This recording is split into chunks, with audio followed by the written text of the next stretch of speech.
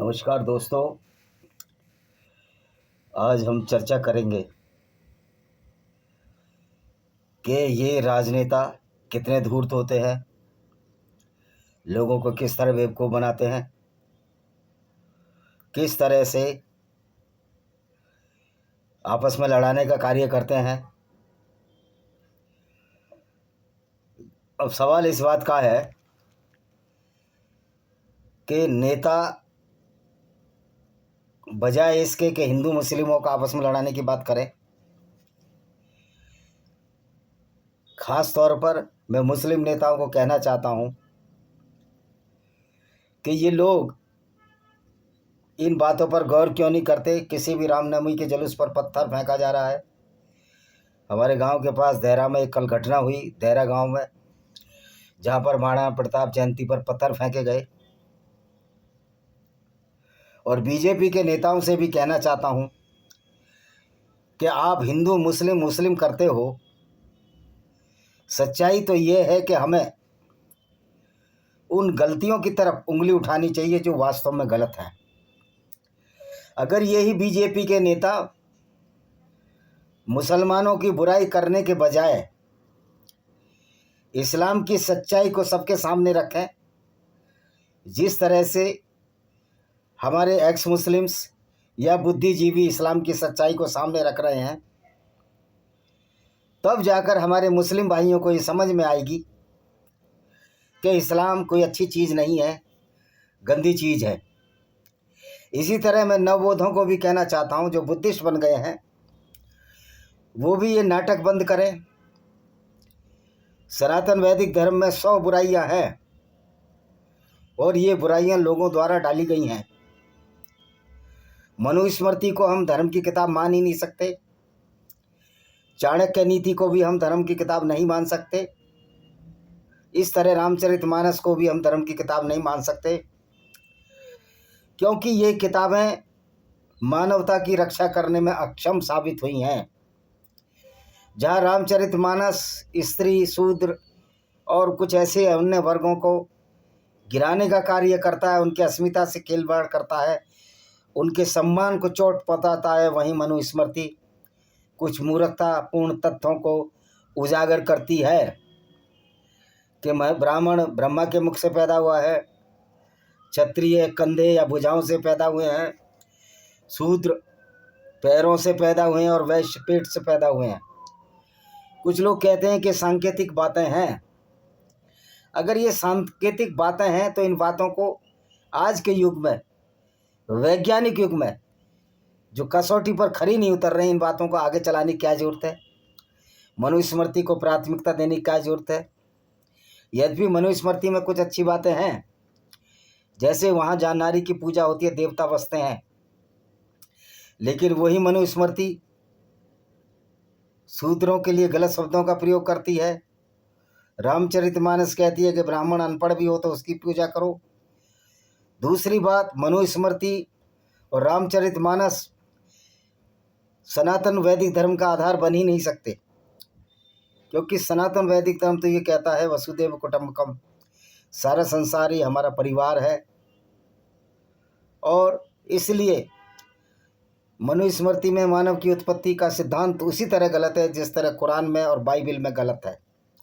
ये सारी की सारी आइडियोलॉजी, विचारधारा मनुष्य द्वारा बनाई गई है। तो सवाल इस बात का है कि आज जो चर्चा का विषय होना चाहिए, ये होना चाहिए कि हमारे संप्रदायों में क्या कमी है, बजाय इसके कि हिंदू मुस्लिम क्रिश्चियन का भेदभाव पैदा किया जाए।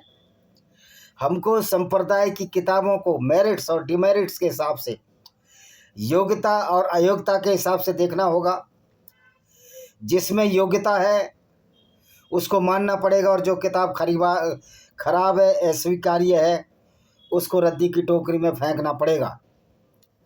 जिस तरह बाइबल ये कहती है कि स्वर्ग वही जाएगा जो ईसाई होगा, उसी तरह जो अल्लाह को मानेगा मुसलमान, वही जन्नत फिरदौस जाएगा, सबसे ऊंची जन्नत जाएगा।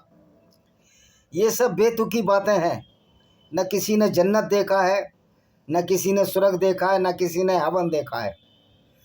फिर ईसाई धर्मगुरु इस तरह का प्रचार क्यों करते हैं कि जीसस जो सन ऑफ गॉड था, ईश्वर का बेटा, वो हमारे पापों के लिए मर गया।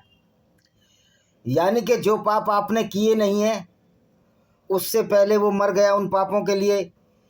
मतलब क्या जीसस को मालूम था कि ईसाई पाप करेंगे? और ये तो कहते हैं कि पूरी दुनिया के हिंदू और मुसलमानों के पापों के मर गया। यानी कि जीसस पहले से ही जानता था कि ये लोग पाप करेंगे और मैं उसका बलिदान दे दूं। यानी कि पाप करें हम और जीसस पहले ही सूली पर चढ़ जाए। और मज़े की बात यह है कि बाइबल का जो चैप्टर जेनेसिस है वो भी एक झूठ और फ्रॉड है कि 7 दिन में पृथ्वी बन गई, सारी कायनात बन गई 6 दिन में, और 7वें दिन यहोवा ने विश्राम किया। और यही नकल कुरान में भी आई है और यही मनुस्मृति में आई है।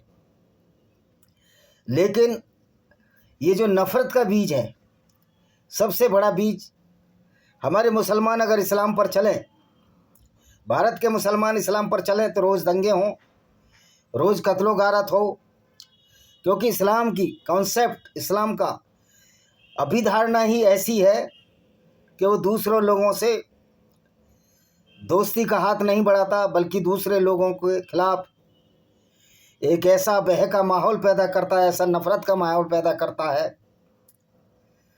कि जो दूसरे गैर मुस्लिम हैं, इस्लाम के अनुसार उनको जीने का हक नहीं है।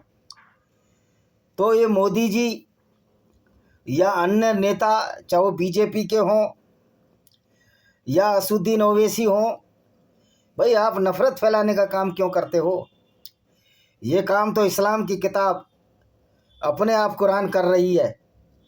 फिर आपको बीजेपी के लोगों को नफ़रत फैलाने क्यों ज़रूरत है, हिंदू मुस्लिम में बांटने क्यों ज़रूरत है?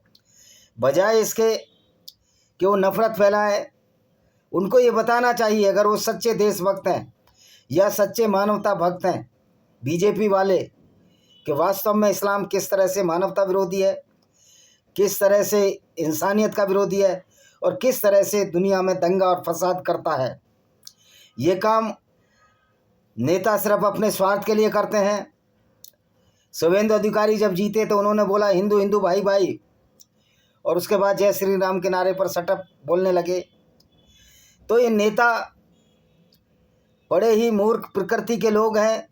इनको ना सनातन वैदिक धर्म का मालूम है, ना क्रिश्चियनिटी का, ना इस्लाम का। ये सिर्फ हिंदू मुस्लिम ईसाइयों में नफ़रत फैलाने की बात करेंगे।